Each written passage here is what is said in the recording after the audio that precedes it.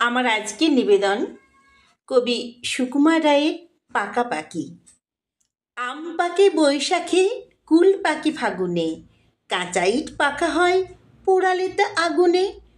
রোদে জলে টিকে রং পাকা কই তাহারে, ফলারটি পাকা হয় লুচি দই আহারে।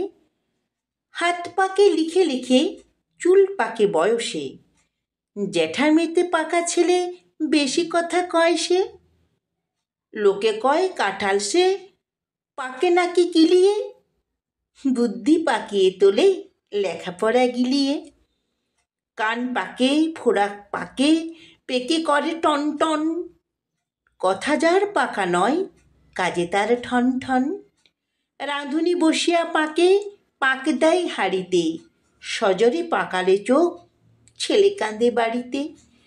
পাকায়ে পাকায়ে দড়ি টান হয়ে থাকে সে, দুহাতে পাকালে গো তবু নাহি পাকে সে।